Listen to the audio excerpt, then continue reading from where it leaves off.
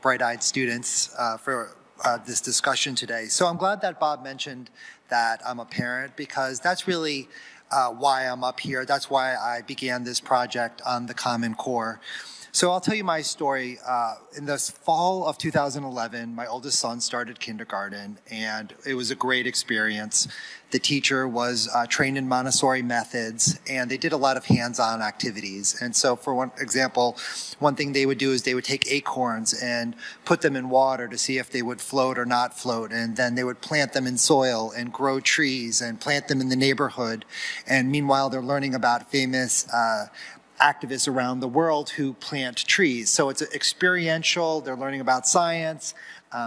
There were things where they would learn about art they would do art in the style of a famous artist. So I live in Mamaroneck, New York, and Norman Rockwell used to live in Larchmont, right, the town over. And so the students would learn about Norman Rockwell. They'd learn how to draw like him. They learn to read about him, to research him. So they're learning all sorts of things without being aware that they're learning. Part of the Montessori method is you set children up with work activities, and you just sort of take notes quietly in the background about what they're doing well and what they need work on. And so you don't need grades, you don't need tests, but you're sort of monitoring the child to make sure they're learning. So for the fall of 2011, I was just happy and kind of oblivious. And then in the spring of 2012, my wife, Gina, she came to me and said, "Nick, there's been a big change in Giuliano's kindergarten class. You have to do something." So I wrote to all the parents in the class and said, "Have you guys noticed this change? We get the sense that something's changing, but we don't, what are you guys seeing?" And so I got a lot of emails back from parents, and they were saying things like she was making them sit on the carpet and lecturing at them. And I said, whoa, this is not what we signed up for. This is not what I want for my own children. So I wrote a letter to the principal and expressed the concerns that parents had shared with me. And so I got called into the principal's office, and we were talking, and she was saying that everything we were doing was with the Treasures Reading Program, which was aligned to the Common Core. And I said, well, what's the Common Core? And she said, it is a set of benchmarks in reading, writing, and math that will prepare all children for college, career, and life. And instantly, my radar went off. I said, that's a ridiculous claim. This program you've mentioned, I've never heard of it. As it turns out, there's literally no track record for it. And how can anything prepare all children for college and career life, especially when there's no track record? So the image that came to mind right away was Emperor's New Robe, right? Where the tailors sell the emperor a new robe, and everybody agrees it's beautiful. And there's kind of this sense that there's a big cost to being the first one to say it's the emperor's naked, but doesn't change the fact the emperor's naked. So that was my guiding intuition. And then I became an education activist. I started meeting with parents and policymakers and politicians. I started writing op-eds for Huffington Post and the Journal News, and started giving talks all around New York State, including encouraging parents to refuse the Common Core tests. And then I decided, I'm trained as a political scientist, so I said, I really should use my training to delve into this issue and really try to get behind the scenes. The motivation is a parent, but my skill set is as a political scientist. So the question that we should ask are the standards good, or is the problem implementation? So that's the first kind of question. Are the standards the problem, or is the implementation the problem? If the standards are the problem, should we try to do it again better? Should we do Common Core 2.0? And, we're in a moment where there are many national education standards in various stages of being implemented, but there are national education standards in science, the next generation science standards, social studies, the C3 framework. There's the national sexuality education standards. There's standards on physical education and art. So we're really in this moment where there are all these education reformers are saying we need national education standards. So how should we think about all these things? So those are the questions I addressed in my book, Common Core. And my answer is that we should not have the Common Core. We should not do Common Core 2. And we should not have national education standards in any of these other subjects. So my view is that in a big, diverse country, we should have lots of different educational models, and the costs of national education standards outweigh the benefits. My argument is democratic in the sense that I believe ordinary people should have a say in how kids in the local schools are educated. That is a great way to learn about democracy, by participating in the local schools. So I sort of in the Jefferson Madisonian tradition of believing people should take charge of local affairs. So my argument's democratic. And my argument is liberal, going back to John Stuart Mill on liberty, the chapters on the benefits of different experiments of living, that I think that people find satisfaction when they're choosing their own way, when they are making a choice about how they want to be educated or how their children want to be educated. And there's benefits to diversity. So my argument is liberal and democratic. And one way to think about it is as a garden, that I think national education standards are a monoculture. So it's just like all across the country, we're going to have potatoes. Or all across the country, we're going to have wheat. And my view is, wait, why are we doing that? We should have a garden with lots of different flowers. We should have Jesuit education, Waldorf education, traditional education, John Dewey education, French immersion education, vocational education.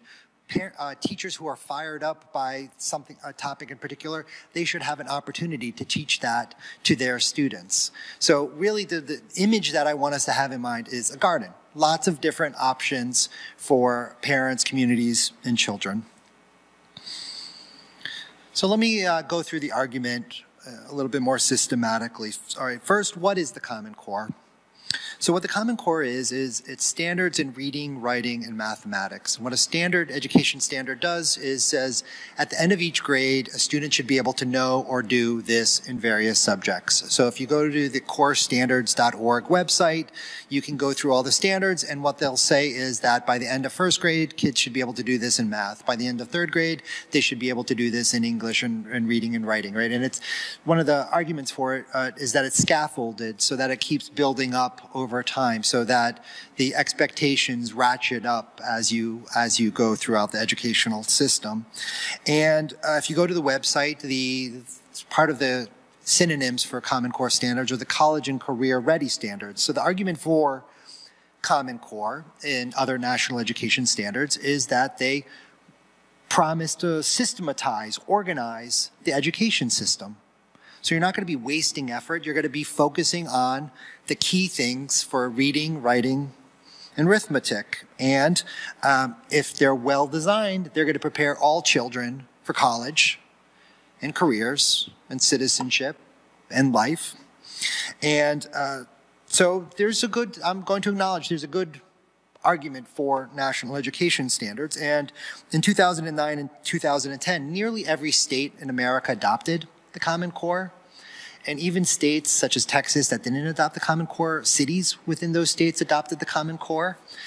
Part of one of the things I do in my book is I show the various ways that Common Core influences people who are not even in the system, right? Because the SAT is aligned with the Common Core. So even homeschoolers and private school kids are sort of affected by it. So if you look at the maps, every now and then on the internet, you can find maps of places that have the Common Core. It's nearly the entire country. Virginia and Texas, Minnesota are a little bit different, but they're similar in many respects.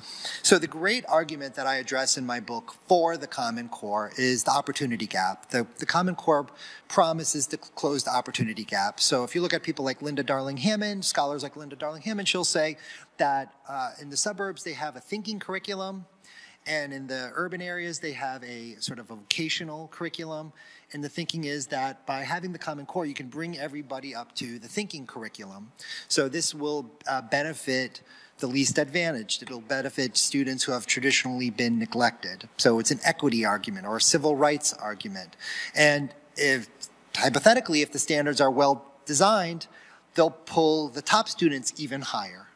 So hypothetically, it's a win-win situation.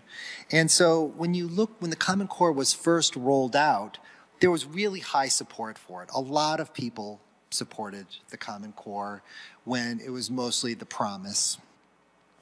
But then over time, popular support for the Common Core dropped pretty significantly. So according to one Education Next poll, 83% of people who felt confident about stating an opinion about the Common Core supported the Common Core in 2013, 83%.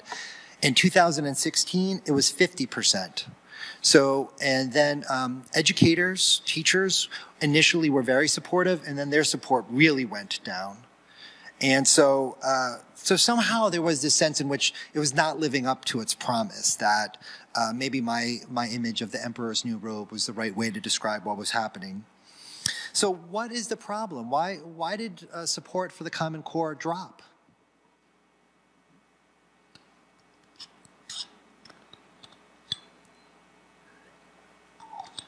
Here I'd like to go to some key ideas from James Madison. James Madison was a long time known as the father of our Constitution. He wrote the Federalist Papers, which are the documents that provides the philosophical foundation for the Constitution. And I'll give you two quotes from James Madison that I think are just extremely helpful. Liberty is to faction what air is to fire. That's Federalist 10. Liberty is to faction what air is to fire. And what James Madison means by this is that if you live in a free society with liberty, you're going to get people to disagree with each other. You're going to have factions. So just as air can lead to fire, freedom can lead to disagreement. So liberty is to faction what air is to fire. So one of the things I discovered when researching this book is that people disagree about how to teach math. People disagree about how to teach reading and writing. People disagree about how to teach science, right? You can go all throughout these standards, and you'll find very well-educated people who know what they're talking about, identifying problems from their perspective with the national education standards. So what you're doing with national education standards is you're removing the liberty of lots of people who don't have a say in the educational system. So you see a lot of alienation and you see a lot of resentment, right? Because they say, I don't want my kids to learn this math this way. And somehow, basically, there was some backroom dealings, right? Bill and Melinda Gates met with Gene Wilhoit and David Coleman, and the Gates agreed to fund the Common Core, and now all of a sudden the whole country has these national education standards that some people would rather not have for their children. So I think that's one of the con arguments. Another one here is from Federalist 51. And the argument is ambition must be made to counteract ambition. So the part of the way that America's Constitution was designed is that we divide up power in all sorts of ways. That we have, this might be familiar, but the presidency, we have presidency, Congress, judiciary, we have the federal level, we have the state level, we have the local level. And the fact is that certain powers are redundant. And the thinking is that you don't want to make any one faction in American politics too powerful. You want to divide power so that, say, you have a president, the governors can resist the president. The Constitution was designed for that to happen, right? And so the fact is that Article 1, Section 8 would be the place in the Constitution where they would enumerate education as a federal power, and they don't. And the 10th Amendment says that unenumerated powers belong to the states and the people. Now, let me just be clear. I don't think a legal argument will be sufficient. That's not the argument I want to make. I want to go back to the reasoning that James Madison and Thomas Jefferson did for decentralizing power. Because part of what makes American system work is that we distribute power. And when you concentrate education power to decide standards, you're kind of going against America's constitutional framework for reasons that are important. Okay, so hopefully I've given you some good arguments for national education standards. They systematize things, they close the opportunity gap, and I've given you some negative arguments that they alienate people from the school and they go against America's constitutional framework. So we've got pluses and minuses. How are we going to decide between these two good sets of arguments? So here's the methodology that I do, is that first I read the standards, and then I look at how the standards are being implemented. So for my book, I spent a lot of time looking at Common Core homework and looking at Common Core tests and spending time on social media and listening to what parents and kids and teachers were saying about the Common Core. And then once you've done that side, you go back to the standards and you can reread them with a greater appreciation for what kind of education they lead to. Okay, so standards, then go to the reality, then go back to standards. So idea, so Blackboard, real world, Blackboard. And one way to think about it is like shoes, right? Somebody could put up a poster of a shoe and say, you know, this shoe's got 4-inch heels and you're gonna win every race that you run. So there we go. And then you put them on and you say, I can't run for nothing in these shoes. And then you go look back and you say, actually, there's a reason we don't have 4-inch heels for running shoes. That it might have sounded good abstractly, but it's when you put it into practice, then you come back and you say, all right, well, maybe this was not the best idea. So that's what I want to argue, that the standards, if you just look at the homepage, it's the ideas. You have to go see what they're like in the real world and then come back and see the standards to see how they're implemented. So I'll do that process right now. The most important Common Core standard is the first anchor standard for English language arts reading. It's the first ELA anchor standard. And here's what the first ELA anchor standard says. Students should be able to read closely to determine what the text says explicitly and to make logical inferences from it. Cite specific textual evidence when writing or speaking to support conclusions drawn from the text. So for me, that part, cite specific textual evidence, is the most important part of the most important standard. So then, so I look at that standard, then I go read about the standards, and the person who actually typed or wrote one way or another the standards was a man named David Coleman. He's the so-called architect of the Common Core. He's the lead writer of the ELA standards, and many of his documents, he would say things like, students need to learn how to answer questions giving text-dependent and text-specific answers. Text-dependent, so they have to be from the text. Text-specific, they have to be the exact words from the text. And then what I would do is I would look at Common Core assignments. And what you often find is that students are given a passage of text and they're asked questions about the text that they have to answer using exact words from the text. So they have to bubble, they have to click, they have to circle, they have to write the exact words from the text. You're not allowed to use synonyms. You're not allowed to go beyond the 4 corners of the text. You have to use the exact words from the text. So for my book, I looked at the Engage New York, which is the New York State Education Department Common Core curriculum. I looked at the New York State Common Core tests. I took the SAT, I didn't take, but I spent time doing the SBAC and the PARC tests. I did curriculum by Pearson, Core Knowledge, McGraw-Hill, right? And what you just keep seeing over and over again are the exact same assignments where kids are given a passage of text, normally informational text, and they have to provide evidence from it. That's the first anchor standard. And then anchor standards 2 through 9 are the specific types of questions about what kind of evidence from the text you're looking for. So it's extremely formulaic and it's consistent. So this is not an implementation problem. This is you're doing the Common Core anchor standards as interpreted by their lead writer. So now I think we've got the clue to look to see what it means that other academic subjects align with the Common Core. So the next generation science standards, if you print up the next generation science standards, they almost all, well, on every page there's Common Core connections, there's the box. And pretty much every time one of the connections is the first ELA anchor standard. So maybe you can sort of anticipate what Common Core, or excuse me, what next generation science standards are going to look like. You're given a passage of text about science and you have to answer questions about it using exact words from the text.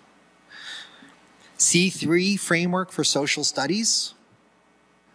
Do you see where I'm going with this, right? You're going to get a passage of social studies and you have to answer questions about the text. This, by the way, this can all be done on computers.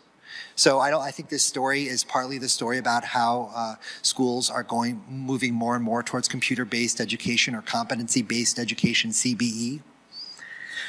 The advanced placement program, when David Coleman, the lead writer of the Common Core standards, when he went from writing the standards to the head of the College Board, he aligned all the College Board programs with the Common Core. So SAT, all the advanced placement programs. I'm sorry I'm repeating myself, but this is just the reality. For the advanced placement test, you're given, the document-based question. You're given a bunch of different texts, and you have to write essays, 5-paragraph essays, using evidence from the text. You're supposed to use 5 out of 7 documents or something like that, right? So that's what it means to say that something is aligned with the Common Core. So why is this the case? Why did David Coleman write these standards? Sometimes in the secondary literature, you'll see people say it's because of new criticism. And this was a literary theory method primarily based at Yale University in the 1950s that really focuses on reading the text carefully. I don't buy that theory because David Coleman virtually never mentions it. Most states adopted the Common Core as part of Race to the Top. So the Obama administration ran a competitive grants program that said states would get a certain amount of money if they won one of these grants. Out of 500 points, the states would get 70 points on their application if they adopted college and career ready standards, the Common Core, and aligned assessments. So the Common Core and the testing were together. So my view is that the Common Core tests were designed with the Common Core standards were designed with the tests in mind. So the Common Core is eminently testable, right? The method I just described, using the exact words from the text, that allows there to be computer grading, that allows there to be computer testing, right? Because if you have synonyms, it throws off the algorithm. If you use words from outside of the text, it throws off the algorithm. But if you require students to use the exact words from the text, and right, computers can read handwriting for the post office, so if you just tell them the correct answer is going to use these 3 words from the text, they can figure it out. So that's my explanation of why the Common Core emphasizes close reading and why all these other standards are aligning with the Common Core. So what's wrong with giving evidence from a text? I have a lot of students in this room, and you guys give me evidence from the text. And but here's what I would say, that giving evidence from a text is a small part of the educational endeavor, but there's a huge problem when you make it the sole focus of education. There are all these other skill sets that a good education should be exposing you to, and if you just make education about citing evidence from a text, you're going to distort the educational process. So what the Common Core doing is, right, you're close reading, you have to use words from the text. You're telling kindergartners, you can't share your own thoughts about what you're reading. You can't make a connection between what you're reading and what's going on in your life. You can't make connections to what's going on with your parents, with the community, right? It's the whole focus is on the text. And then as you keep going through, you keep up that process, right? I have some friends who are really grieving the removal of poetry from the 7th, 8th grade curriculum. The friend was saying, she was saying that, young women really like writing poetry when they're in 7th and 8th grade. And now that's being cut, right? So all throughout the curriculum, you're removing opportunities for students to learn to exercise their own voice. And so what you're having in America, I think right now, is that really wealthy families are sending their kids to private school where they're doing a holistic education that encourages the child's special interests and talents. And in public school, you're getting what John Dewey was fighting a century ago, the 3 R's mechanically treated. That was John Dewey's phrase from Democracy in Education. That's exactly what's happening right now. The 3 R's mechanically treated, that you're just learning to read, write, math, boom, you're out, right? It's a cheap way. It's a way to control teachers. It's a way to easily replace teachers. It's a way to make sure that the kids are not growing up to be rebellious. So what's the alternative to Common Core close reading? And for me, one of the beautiful texts is John Dewey's The Child in the Curriculum. And John Dewey's theory in The Child in the Curriculum is You find out what interests a child, and you harness that interest to pull them to the forefront of human knowledge and hopefully give them incentive to go beyond, right? So if there's a kid who likes sailing, that what you do is when they're little, you let them build sailboats out of popsicle sticks, and you float them down a stream. And then as they get older, you take them out on sailboats. And then as they get older, you let them apprentice with sailors, and maybe they can go on a trip, right? So what you're doing is you're constantly going up higher and higher. And what you're doing is you're making the material come alive for students. And then, if you're on a sailboat, you need to learn math. Now you've got a real world reason to study math. Right? And so children want to learn. I think my view is people want to learn, and that spark gets snuffed from a lot of people. So my view is I'd really prefer to do things that empower the teachers to look at the students in front of them and figure out how to make education interesting for the child. So my view is that I should have the right to argue for this in my community. I would like to go to the school board and say, listen, I think we should do more experiential activities. I think we should do more field trips.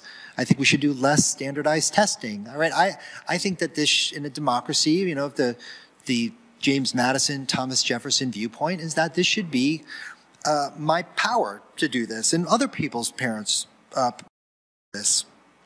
So here's a criticism that came from the Wall Street Journal review of my book. They said, well, that's a good view for Scarsdale, so the wealthy suburbs. But it's not a good view for the urban kids who are not learning to read. Right? So you're saying this from a very privileged position, but you're not acknowledging the fact that local control can lead to kids not being able to learn how to read, and we should do something for them. So how do I respond to that in my book? What I do is I really try to listen to parents in places like Baltimore, in Chicago, in Detroit, and all these places that are arguing for local control.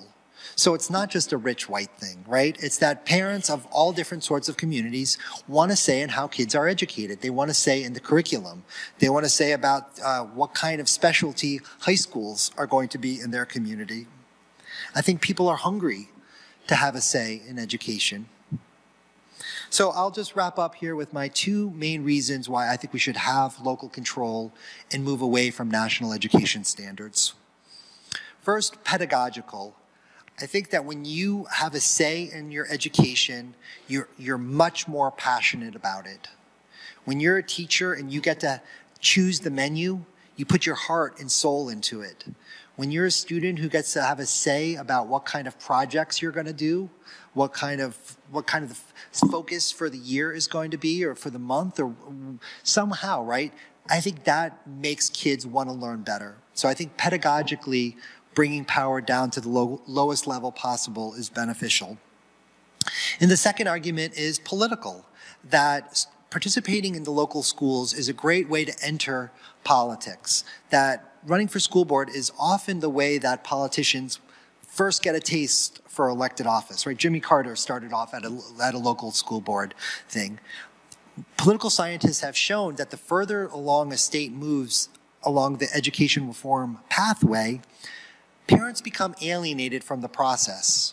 If they don't have a voice in the big decisions, they don't want to participate in the small decisions, right? So if they can't have a say about the curriculum, they're not going to want to volunteer for the PTA. They're not going to want to show up at school. They're not going to run for school board.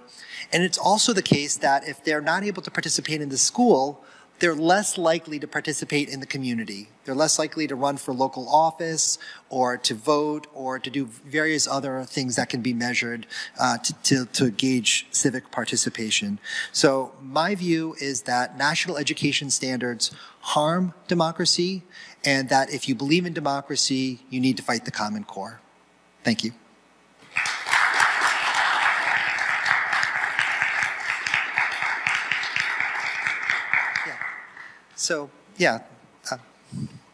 Thank you.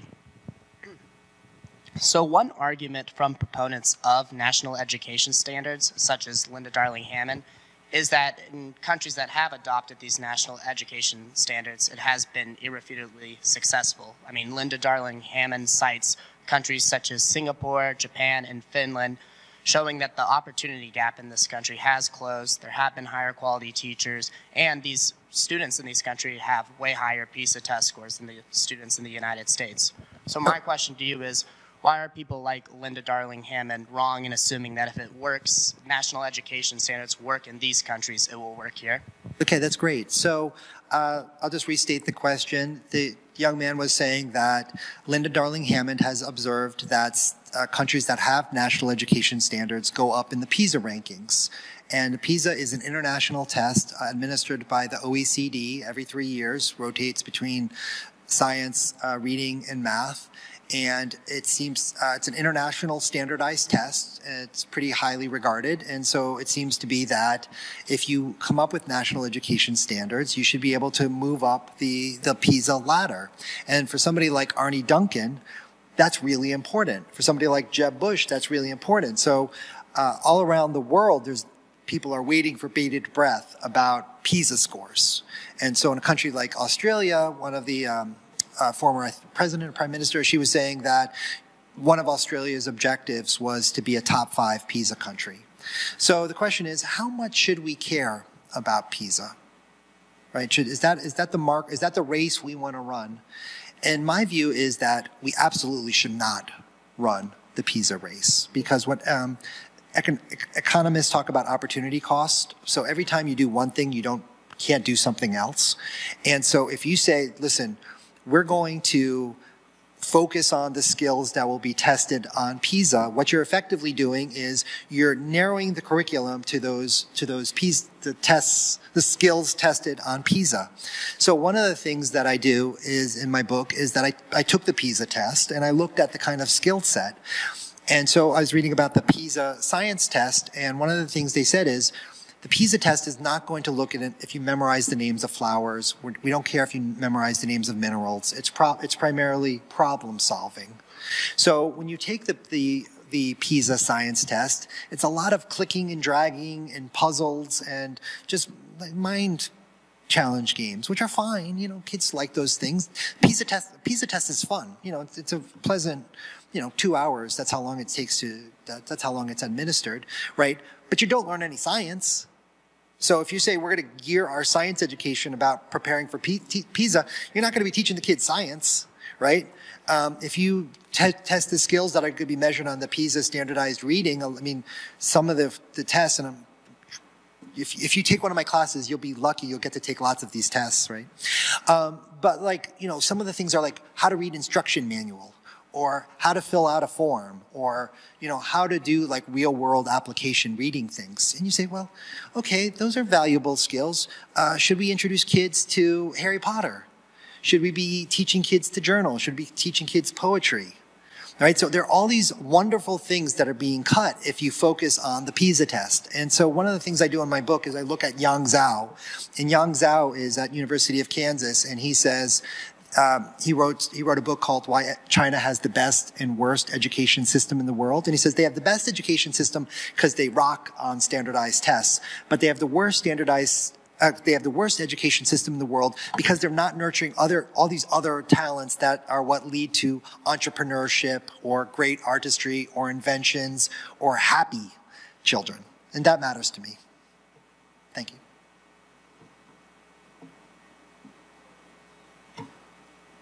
Hi. Professor Tampio. One of the things I'm really passionate about is health education, and specifically like childhood obesity, children's health in this country. Okay. And so as of right now, only about half of states require that schools offer health education, and of those states, only about half of them require that it be medically accurate. So right now, we don't really have any health education standards in this country. Do you think that's okay?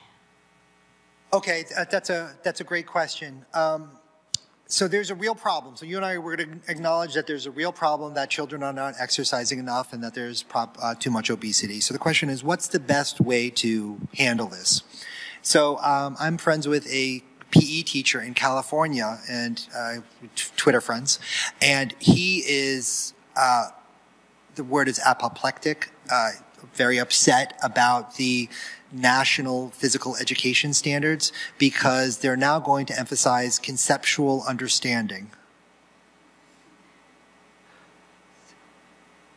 I apologize if this is the 5th or 6th time I've done this today, but what's PE class going to look like?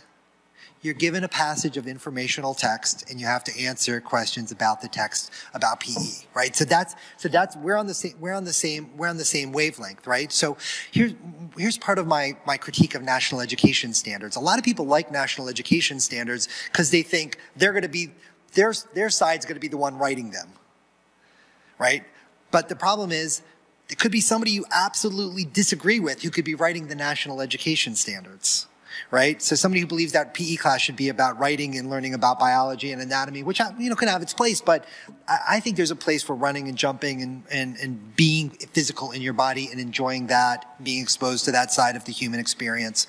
So what I would argue is keep it a state thing, and honestly what I think is keep it a local thing, and because if you're in your community and you go to the school board and say, our kids need to exercise, right? So there's a school district, the Pat Med School District in Long Island, and they've doubled the amount of recess.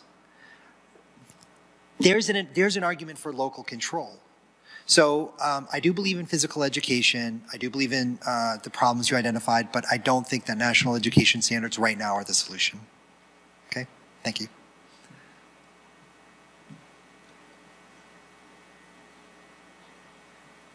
Hi, my name's Dane Salmon. Just want to say that I was lucky enough to be educated in a Texas private school.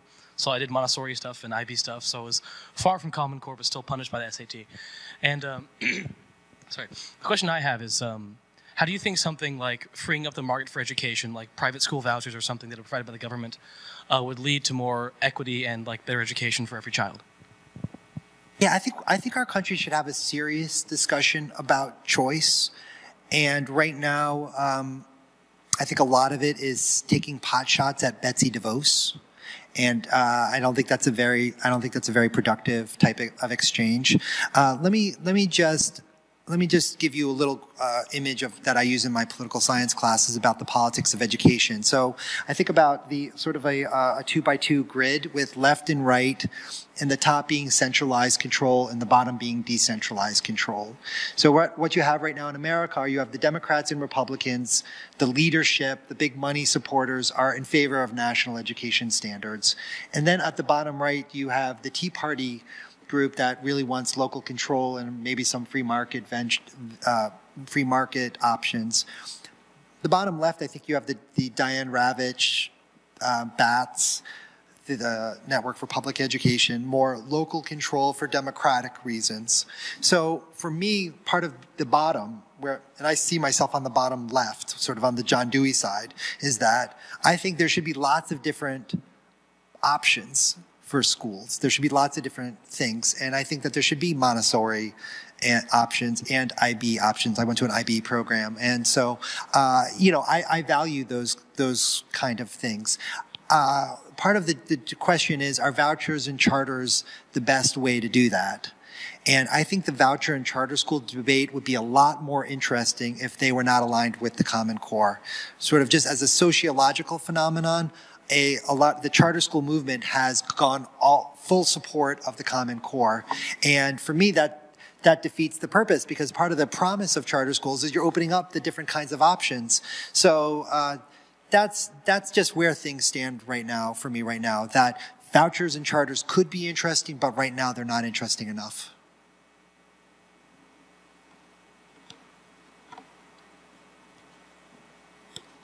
Hi. Some of the specific examples you mentioned, the synonym problem and the lack of poetry in the 7th and 8th grade curriculums, they seem to be humanities-based. So my question is, do you believe that children's interest in the humanities, like reading and writing skills, are those put at particular risk by the policies you described? Can you do that last part again? One more. Children's interest in reading and writing in schools is put at risk by the policies you described. Are they going to lose interest? Yeah, so let me try to be a little bit more precise about what I value. So I do value humanities and poetry and theater programs and writing, creative writing. So I think all of that's important. But sometimes people draw the contrast between Common Core and personal narrative, where you tell your own biography and you tell about your childhood, right? And that's a ridiculous dichotomy. And the fact of the matter is that when you do research, you have to use discretion about what you're going to research. So if you're a scientist, you should be able to read books beyond what you've been assigned for this particular assignment, right? So when I was in the International Baccalaureate program, I had an extended essay. I wrote a 30-page paper on Italian involvement in the Spanish Civil War. So it wasn't me just spouting off telling you what I thought. I was doing research and reading lots of different texts. Part of thinking is making connections, right? So reading something and then making a connection between another class, or reading something and say, hey, that reminds me of Aristotle. Or, when you're reading Keynes, you think of Hayek, right? So that's what we were doing today in class. It was fun. So the fact is that that's thinking, right? And so that's the kind of education that I think is important. I think that matters for science education, history education, engineering education. Really, it's really across the curriculum, that you should empower students to research and to sort of follow their intuition about what's important.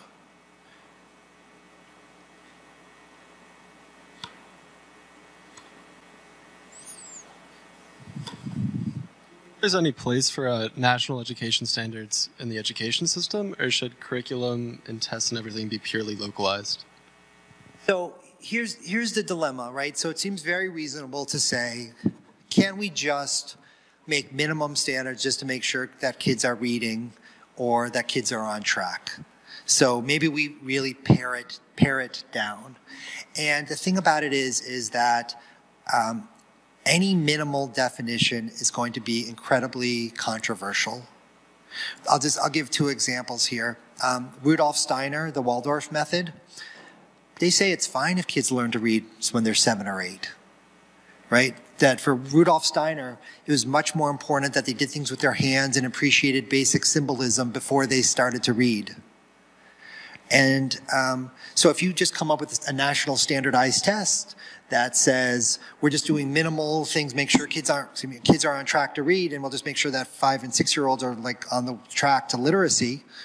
Well, basically you're saying that Steiner method can't work. That Steiner method kids will get published, that no local school can do the Steiner method. So, that's just one. So the point of that example is the basic minimum stuff is still a subject of dispute. A second issue is from math. And one of the controversies of the Common Core math are something called the standards for mathematical practice. And these are the sort of philosophical principles of Common Core math. And one of the things I learned from writing this book is that math educators have differed between how to balance procedural mastery and conceptual understanding. Procedural mastery is just getting the right answer. Just being given a math equation and giving the right answer. Conceptual understanding says, well, you could just go through the motions and not understand it. You should be able to define your terms. And you should be able to show your work, to show that you understand all the steps by which you came at it. It's sort of like metacognition. So, very smart people are on both sides. Both sides have good arguments. Both sides have weaknesses, right? Because kids who are like learning English are not going to do as well with conceptual understanding. And they could be really good at math, but now they're going to do poorly in math class because they can't speak English well enough. So that seems to be a problem. On the other hand, there seems to be some good arguments for showing your work and understanding what you're doing.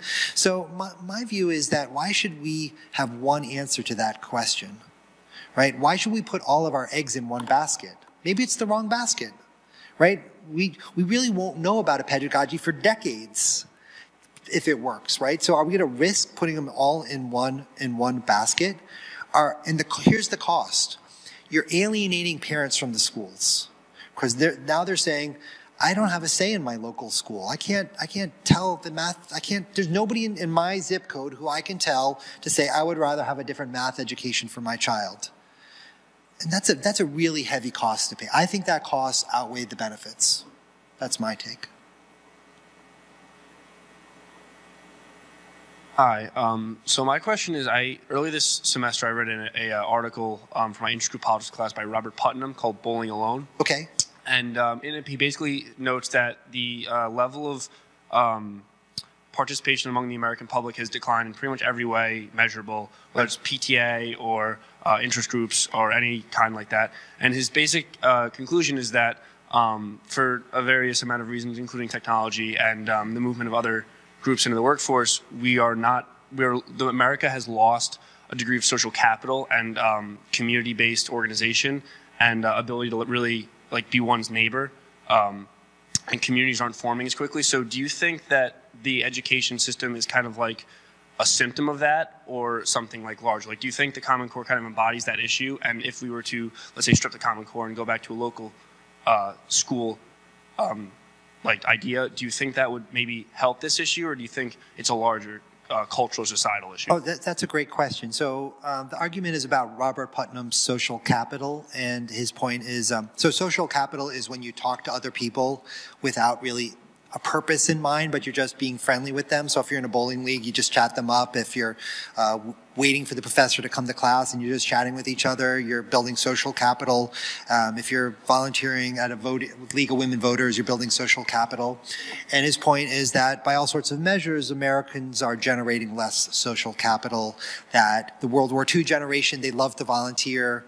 That number just keeps dropping and dropping, and it seems that that's pretty important for democracy, to trust each other, to know each other, to like each other. So how does that relate here?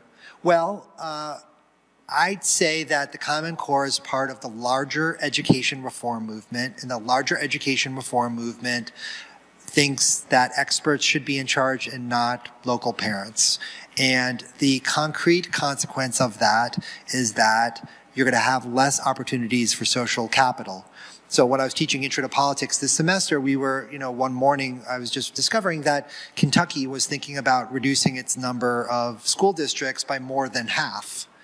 And as a political scientist, what I care about is, well, that's going to be a lot less members of the community who can run for school board.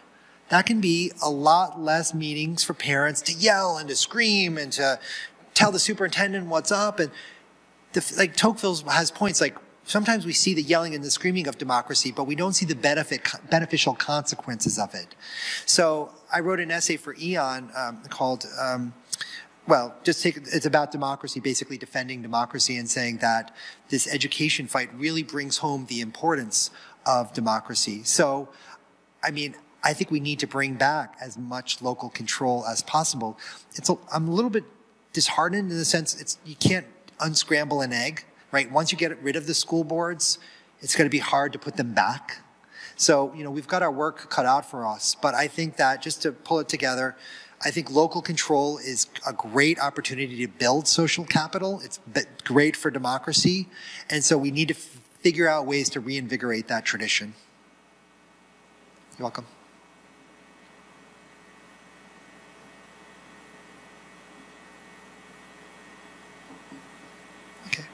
So we're all here at a college, and I'm wondering, looking ahead, so we've seen how the Common Core has been applied at the public school level, secondary school level.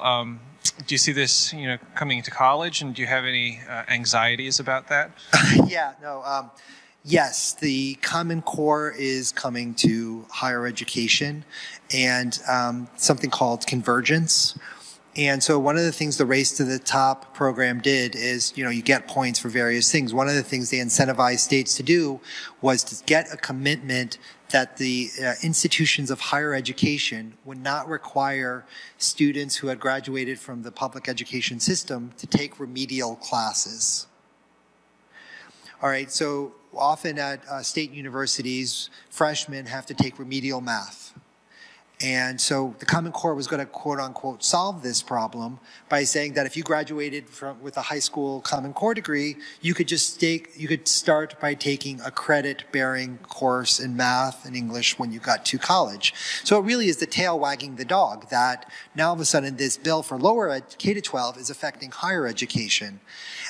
I think that there are going to be more and more effort to try to link up the systems and to try to make a convergent system that sometimes like one of the cutting edges of education reform. So we've heard of K-16, but now they're talking about K-20. So so K-12, K-16 for college, then K-20, but it's actually then P-20, so preschool up to 20th, and they're trying to build the synchronized system. And so to my knowledge, nobody has yet required college professors to do Common Core close reading, but I don't think that that's going to be an impossibility. But, you know, the exact form the convergence is going to take, we don't know, but I know for certain that there are plans to implement that. Thank you.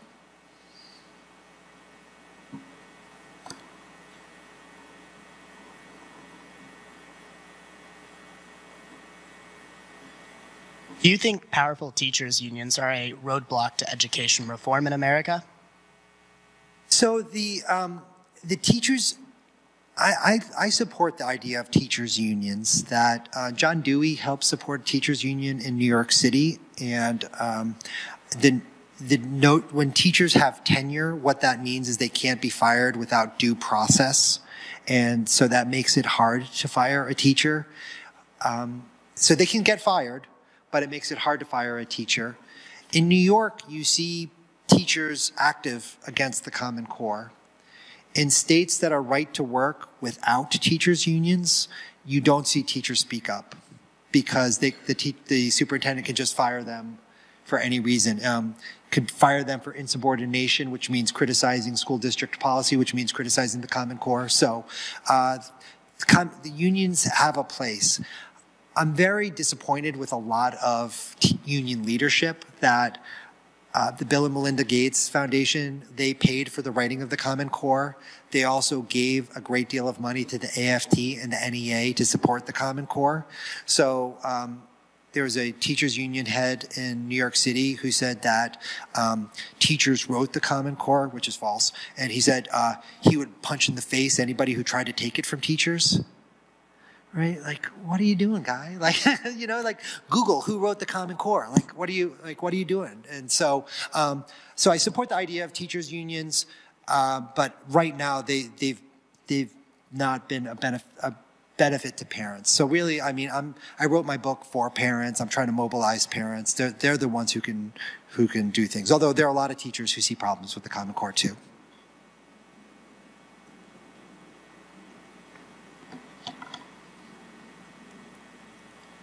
So obviously not all parents are experts in pedagogy.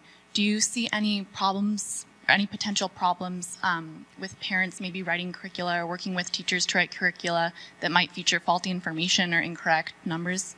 Okay, so the question is, like, you know what, so I'm arguing for local control, and the question is, well, what if parents have no idea what they're doing, or what if they choose a really bad curriculum? So here, to answer this question, I go to John Dewey's The Public and Its Problems, and the book is really addressing the question of what's the role of experts in society. And John Dewey's point is that experts should listen to the people, come up with ideas, and then bring them back to the people for sort of to see how they are. So, you know, the image that he uses of the shoes, that people tell the experts what kind of shoes they want, experts design the shoes, and then they come back to the people try and say whether the shoe fits or not. And so what I would say for something like curriculum is that you don't necessarily require school board members or parents or teachers to invent something out of nothing. The fact is that a community can choose from among expert options, right? So the fact is if you've got a really bright person who's got this, you know, spent their whole lifetime studying, let's say, science education, and in the olden days, they had to go to school districts and try to go district by district and get each district to sign up. Now there's like one-stop shopping. You get the state to adopt the science standards. Every school district in the state has the same science standards.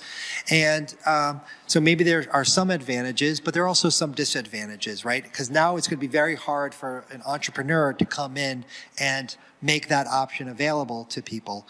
I would like school districts to have a range of expert-created options. So that's my view about education, that it's not anarchy or Common Core. You can have a range of different options, but there might be a sort of a challenging point within your question, which is, what if a school district makes a mistake, right? And for me, I think that's what living in a free society means, that school districts could choose a philosophy of education that you wouldn't want for your own children.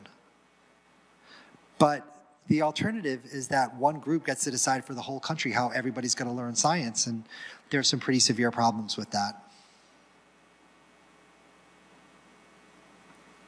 My question is kind of, I guess, piggybacking on an earlier question about like the grading of other countries and how they've graded out higher than the United States. So I hear this point a lot, and like I'm kind of split between it, because on one hand, like, numbers don't lie, like they score higher than us, but on the other, I wonder, like, is this a problem kind of similar to things like healthcare and other issues that, like, it's hard to compare different countries for various reasons? Do you think maybe a reason why, like, it doesn't fit to compare United States education policy with like that of like European countries is maybe something like culture or size of country? Like, it's much harder to have a national healthcare system for such a diverse and large country like the United States, whereas if you're somewhere like Switzerland, or like a very small country, a very homogeneous country, it's a lot easier to have national standards, whereas we have a lot more different variables to think about. And also just comparing different cultures is different, because we're built on freedom, and not other countries are necessarily. So we might prefer to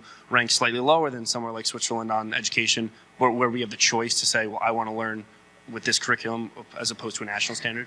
Okay, thanks for asking that question. So the first thing about PISA is that if Massachusetts was its own country, it'd be doing like near the top of PISA, right? If Montgomery County, where I grew up, was its own country, it'd be near the top of PISA. So to say like the sky is falling because our scores are low is not right. The data needs to be disaggregated.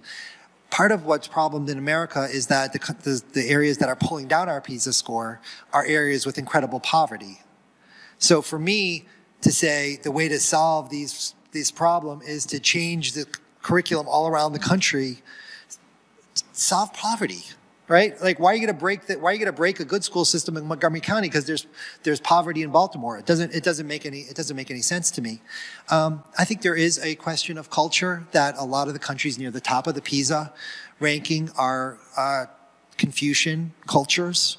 And, I mean, Yang Zhao has been great, and he's saying, America, don't do that, right? They have 1,000+ years of taking the Gaokao, the college entrance exam. There's a whole culture, hundreds of years of preparing for standardized tests. And, Yang Zhao says there are a lot of unhappy kids, a lot of fearful kids, all the creative, bright kids get crushed or exit the system. So I believe in freedom. I believe in happy children. I believe in encouraging children to be inventive and creative. So yes, I think there's a cultural thing, and I don't want to adopt Singapore's or Shanghai's or China's testing culture, because we'll have the same political system as them. I don't want that. Could we get...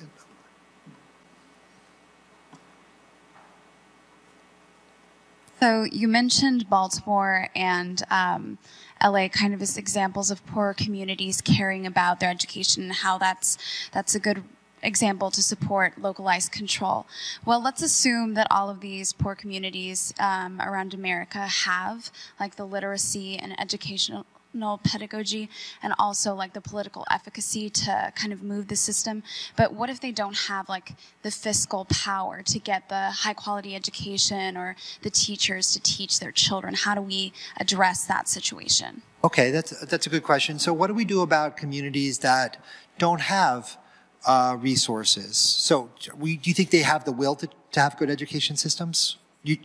Okay, assuming they have the will to have a good education system, I'm supportive of redistribution for education. I mean, I come from a liberal household. That part of the original Elementary and Secondary Education Act, I think the notions were noble, where you that it's hard to get a good education if you're in a poor school district. So if you can do things to help poor communities, I think that's a good thing. So I think that the way that Title I started was a pretty noble thing. The problem is that you kept putting more and more strings. So, you know, if you give somebody if your parents give you an allowance and say, here's $20, be responsible, go. That's one thing. But if they give you $20 and say, all right, I want an itemized list of everything you spent it on, and by the way, you can only buy it for standardized tests. That's not showing respect or freedom or respect towards other communities. So I think that the Elementary and Secondary Education Act has really shifted into this test and punish culture that I think is a mistake. And so let me just keep trying to answer this question here. So Governor Cuomo, he had an education bond, and it was called the Smart Schools Bond. And the Smart Schools Bond, I mean, how can you refuse that, right? The Smart Schools Bond. It's like, but anyhow, the way the Smart Schools Bond was primarily to allow communities to get Wi-Fi, to get enough computers to do Common Core testing. Right, so I was following the issues at the time, and as soon as, you know, a superintendent told me, you know, Nick, there's no way that Mount Vernon East, a poor community in Westchester, can ever afford to do Common Core testing. He told me that in the spring. That summer, Governor Andrew Cuomo announced the Smart Schools Bond Act that enabled schools around the country, or the state, to get computer systems for testing. And so I wrote an op-ed and tried to alert people to what was happening. So it was $2 billion. And what else could we have done with $2 billion, right? We could have reduced the class size. We could have done more field trips. We could have done more internships. We could have got more summer jobs. We could have paid teachers more and make it a more attractive profession to bring in higher quality educators. And instead, it was a boon for Google and other tech providers.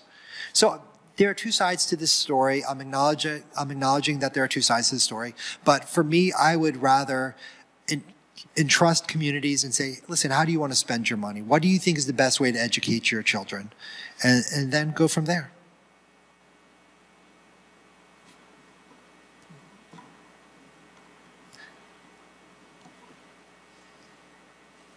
How do you think we should practically go about getting more local control for schools? What? I think we should practically go about getting more local control for schools. Like, how do we implement that? Well, you know, the first thing is there's got to be a demand for it. You know, if there's not a demand, there won't be enough of a movement. And in New York, we had the test refusal movement, and the test refusal movement has had up to 1/5 of families in New York State refuse the Common Core tests. I mean, that was a clear signal that parents cared about what was happening in education. The Every Student Succeeds Act has several provisions that, from on my reading, are trying to stop the test refusal movement. That's a huge mistake. That's going to really penalize kids whose parents are paying attention and think that there's a problem. So, I mean, what do we do? Well, gosh, that's a big question. I mean, I think just the first step has to be that there has to be political will, and then I think policy entrepreneurs will come and say, I'm listening to the people who want local control. Here are my ideas. So that's the next conversation we need to have. The first conversation we need to have right now is we want local control. Then what it will be precisely, that's the next conversation. So Bob, why don't we take one or two more? So you had alluded to it like prior, but I was wondering if you could like speak more about like child psychology, I guess, in terms of like how young children are like responding to this like Common Core stuff. Because I think there's like stats that like, I mean, like kids and teenagers are like as stressed out as they've ever been about like standardized testing. And it seems that you could make the connection that like this like incredible stress that people are going under for these tests is like inhibiting that success that Common Core is supposed to be like introducing. That stress is like inhibiting their success in that aspect. So I was wondering if you could like speak more about how children are perceiving Common Core and how they're handling that. Yeah, you know, that's a great research project, and I hope somebody does it. Anecdotes are not data, but we could still tell anecdotes. So here's the anecdote, is that a lot of people on social media are saying that their kids are stressed out of their minds, right? And I have, there's this one mother in upstate New York, Trisha Farmer, and we're friends, and she had one kid who went through school before Common Core, and her younger son is now going through Common Core. So she can see both, and she's absolutely livid about what the school day has become. And the fact is that if you like cut recess from schools, I think there's been data that shows that fights increase, right? Kids need recess to burn off the steam. If you just say, let's make the day more academic, well, you're basically guaranteeing more fights. And so, I'm in regular contact with parents all around the country, and nobody fights the Common Core because they think it makes their kids' education better or makes their kids happier, right? A lot of parents are like, this is outrageous. Kindergarten should be about playing with your hands, discovering the world, and now they're doing this early literacy thing. My kids are unhappy. I started with my family, and I'll end with my family. We had to kind of push our kids to school, and that's a miserable way to send young people to school, to trick them, to control them, to push them. It's no good.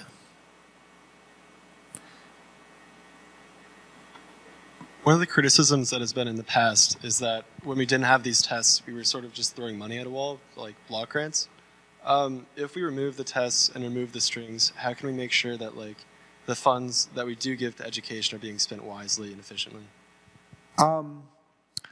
Okay, so the question is, how do we make sure that the money is spent wisely? So here's the trade-off. Okay, if you say, listen, in Washington, D.C., we need to control all the levers. We need to see that the money is being spent wisely. So the only way you can do that is standardized tests. And the only way that you can do it is standardized tests on national standards. So you could say, hey, look, New York's reading scores are going way up, and in Alabama, the reading scores are going down. You need to have the same tests and the same standards to get the comparable data. And then you could say, okay, send in the consultants to Alabama to pull up the reading scores, right? That's the dream of centralized education control, using the levers in Washington, D.C. to do things. So what you're going to do is you're going to make the whole American education system about a narrow range of testable skills. So the plus is you get, a person in DC who gets to control the levers. The downside is that all these other things, valuable things, are being cut out of the curriculum. So where I view is that there is a role for the federal government to supplement educational spending, but for me, the accountability mechanisms based on standardized test scores distort the whole educational process and are not worth it. So, I'm going to leave unanswered the question about what you do. About how you get the spending without the control, right? That's a puzzle for political science. We haven't solved that problem yet. But for me, just the federal accountability provisions, like No Child Left Behind. According to Diane Ravitch, the education scholar, it was the Death Star of American education, and I agree with her.